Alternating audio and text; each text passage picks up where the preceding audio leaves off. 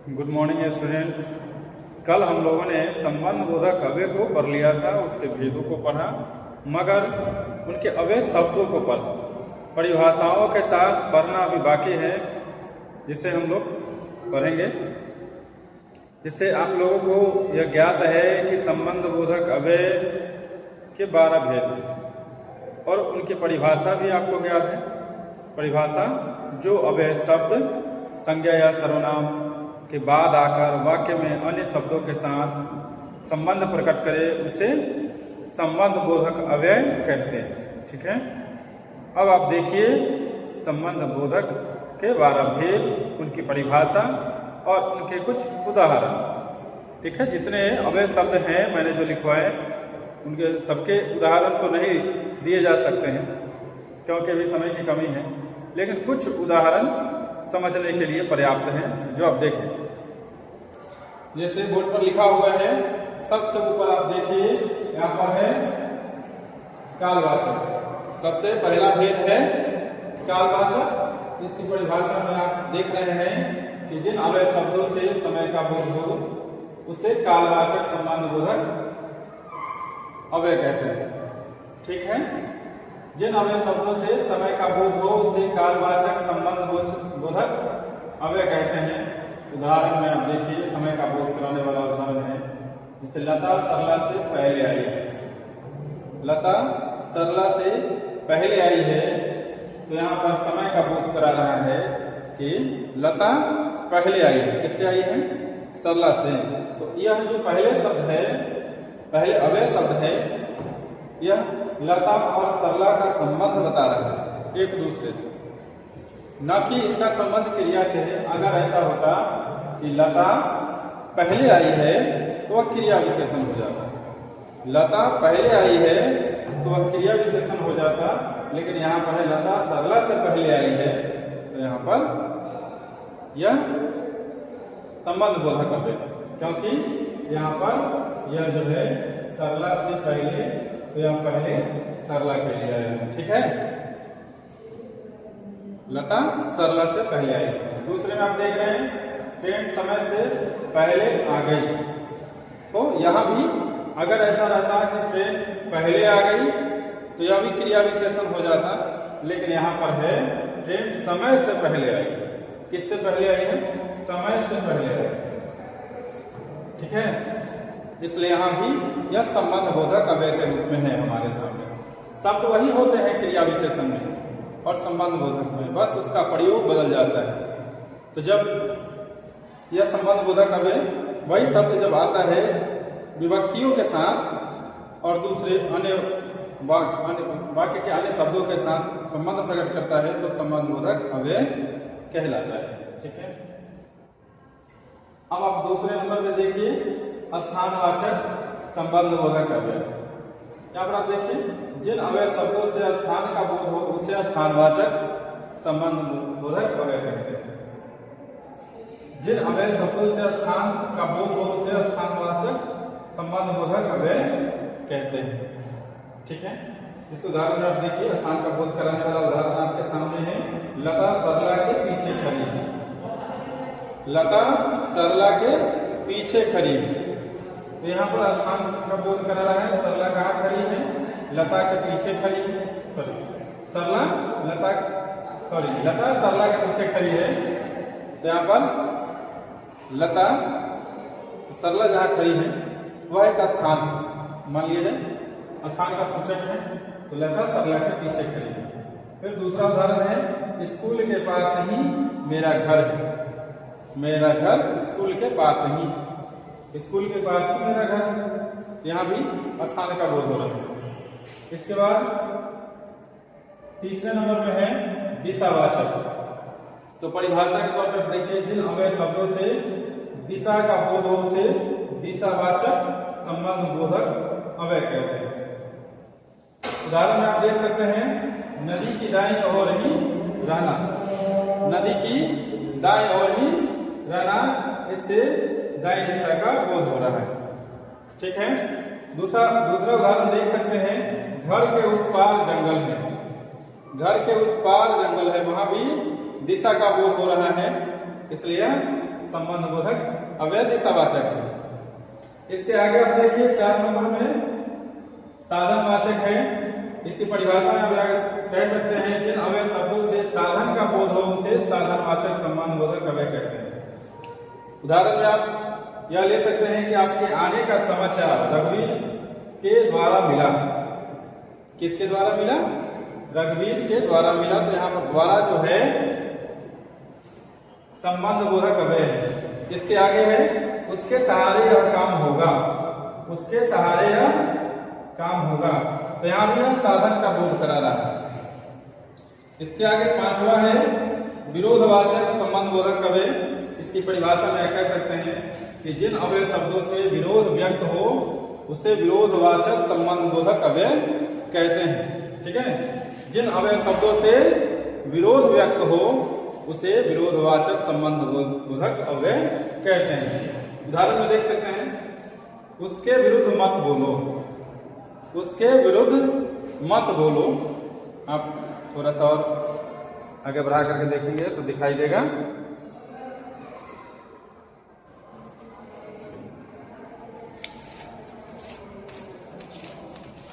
हाँ, अब आप आगे देखिए नीचे जो उदाहरण है, पहले परिभाषा एक बार आप देख लेते हैं। उस समय परिभाषा दिखाई नहीं दे रही थी, लेकिन अब परिभाषा दिखाई दे रही है।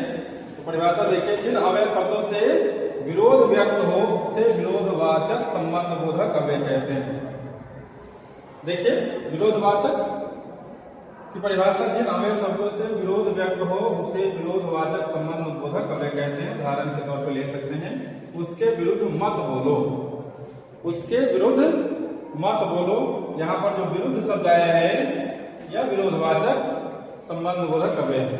इसके अगले उदाहरण में देखिए, मेरे खिलाफ कोई आवाज नहीं उठाएगा।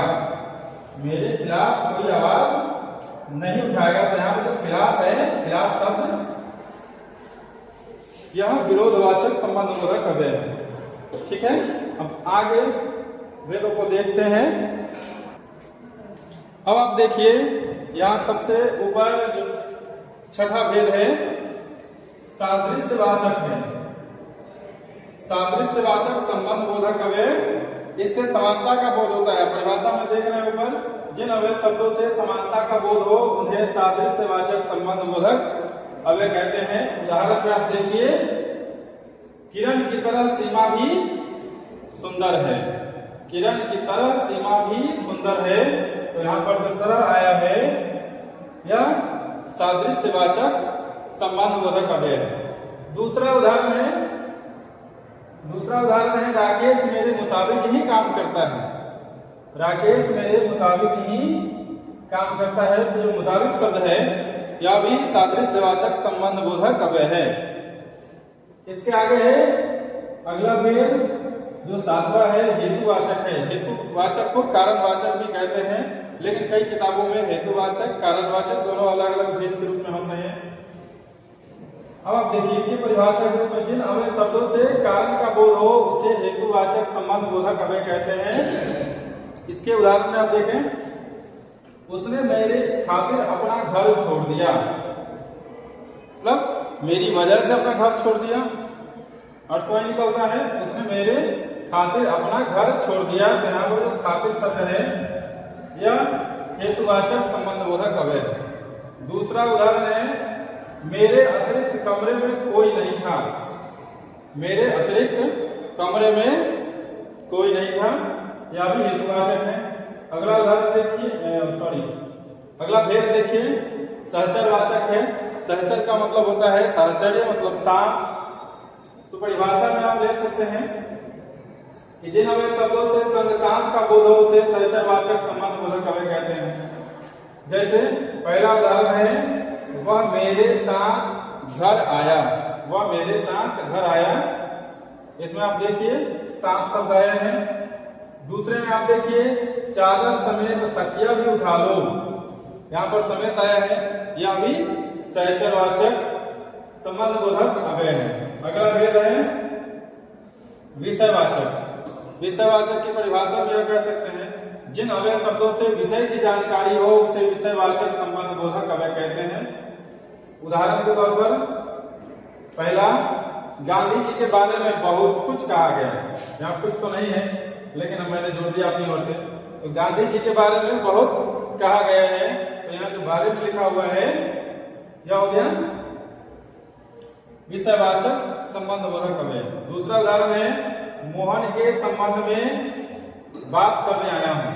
तो यहाँ पर देखिए संबंध जो है यह भी विषयवाचक संबंधबोधक अव्यय है।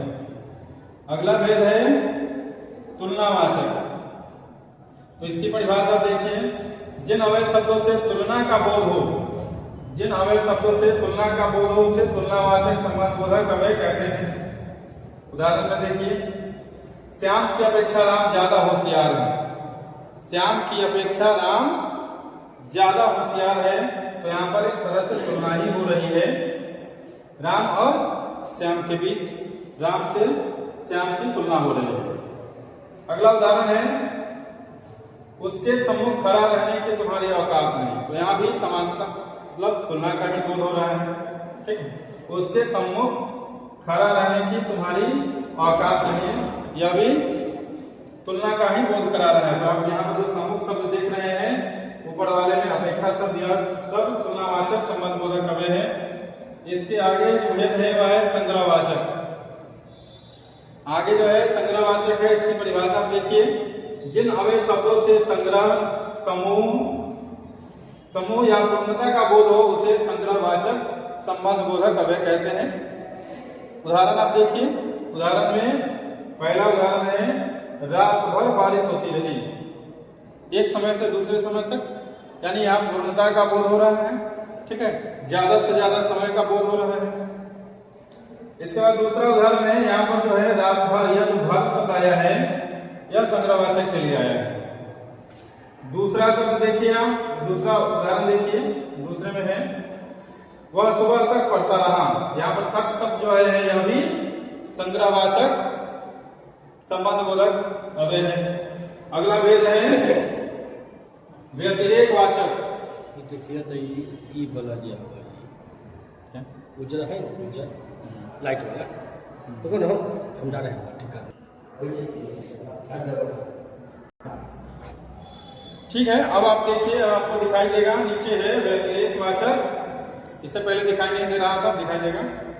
तो व्यतिरेकवाचक की परिभाषा देखिए, जिन अवयव शब्दों से अभाव या अलग होने का बोध हो उसे व्यतिरेकवाचक संबंधबोधक अव्यय कहते हैं। उदाहरण में आप देखिए, पहला उदाहरण,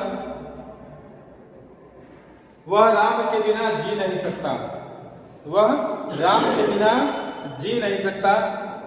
अब यहाँ पर जो बिना शब्द आया है इससे किसका बोध होता है? अभाव का बोध होता है। उसके अभाव में वह जीवन व्यतीत नहीं कर सकता है। इसके समान एक और उदाहरण हम लोग देख सकते हैं। इस वह धन के बिना जी नहीं सकता है। वह धन के बिना जी नहीं सकता है। तो यहाँ पर यह जो वाक्य है इसमें संबंधबोधक अव्यय प्रकट होता है। अब दूसरा उदाहरण देखिए, इसमें क्रिया विशेषण प्रकट होता है। वह ऐसे हो सकता है कि बिना कमाए जीवन नहीं चलता। बिना कमाए जीवन नहीं चलता। तो यहाँ पर बिना कमाए, वहां पर क्रिया के लिए आया है बिना शब्द, इसलिए वह क्रिया विशेषण है। लेकिन यहाँ पर जो है आप देख रहे हैं कि बिना धन जीवन नहीं चलता, यहाँ पर यह संबंधबोधक अव्यय है। तो यहाँ पर ऐसे हो सकता है, आगे अगर कर दे तो पहले है संबंधबोधक, इसलिए यहाँ पर विभक्ति नहीं है। बाद में आने पर विभक्ति आ जाएगी, जैसे धन के बिना जीवन नहीं चलता या चल सकता है। ठीक उसी तरह आप यहाँ पर देखिए, जो पहला उदाहरण है वह राम के बिना जी नहीं सकता। ठीक है, तो यहाँ पर यह व्यतिरेकवाचक। दूसरे उदाहरण में आप देखिए, मुझे राम के सिवा कोई नहीं जानता। मुझे राम के सिवा कोई नहीं जानता। तो यहाँ भी जो सिवा शब्द है यह व्यतिरेकवाचक संबंधबोधक अव्यय है। तो आप इन सारे उदाहरणों को देखें, समझें, और जितने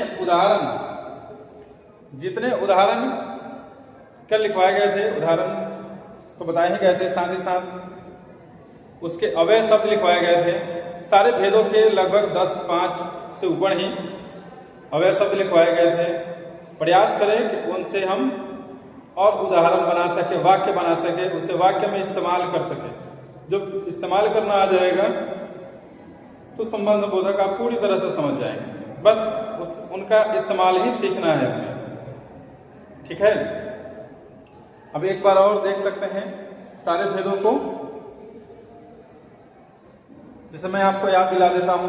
पहला है कालवाचक, दूसरा भेद है स्थानवाचक, इसके बाद है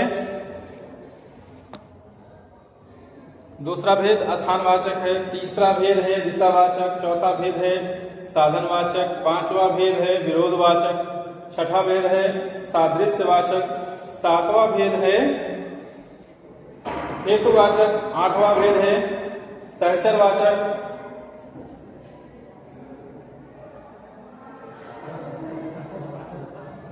आठवां भेद है सहचरवाचक और नौवें भेद के रूप में आप विषयवाचक को ले सकते हैं। 10वां भेद जो है वह तुलनावाचक है। इसके बाद 11वां भेद जो है वह आपका संग्रहवाचक है। संग्रहवाचक है। 12वां भेद जो है वह व्यतिरेकवाचक है। तो आप इन परिभाषाओं के माध्यम से इनके अर्थ को भी समझ रहे हैं। देखिए, एक बात समझने वाली है कि व्याकरण में जितने भेद बनाए गए हैं, भेद का अगर अर्थ हम लोग समझ लें तो वहां से परिभाषा आसानी से बन सकती है। हम उसका अर्थ ही नहीं समझ पाते हैं, इसलिए उसकी परिभाषा हम बना नहीं पाते हैं। और ऐसा नहीं है कि जो परिभाषा दी गई है हूबहू एक एक शब्दों को उसी रूप में लिखा जाए। बस आप उसके अर्थ को समझकर परिभाषा खुद से बना सकते हैं। ऐसी बाध्यता नहीं है कि जो परिभाषा किताब में लिखी गई है वही परिभाषा हम लिखें या अनुकरण करें। आप अपने दिमाग से, अपनी समझदारी से परिभाषा निर्मित कर सकते हैं, क्योंकि आप बहुत सारी पुस्तकों में यह देखते होंगे, जितनी पुस्तकें हैं उनकी परिभाषाएं सब में भिन्न भिन्न है, अलग अलग, लेकिन सभी मान्य है। ऐसा नहीं है कि वह एक में मान्य परिभाषा दी गई और दूसरे में मान्य है। सभी व्याकरण के विद्वान जो परिभाषा दे गए हैं वे सभी मान्य हैं। ठीक है, अब आप इससे लिखेंगे, लिखने के साथ साथ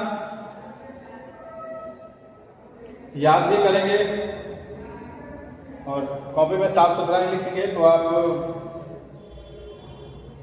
होमवर्क के रूप में यह लिख लें कि संबंध बोधक अव्यय के भेदों की परिभाषा उदाहरण सहित लिखकर स्पष्ट रूप से याद करें, स्पष्ट रूप से लिखकर याद करें। ठीक है, चलिए आज के लिए इतना ही।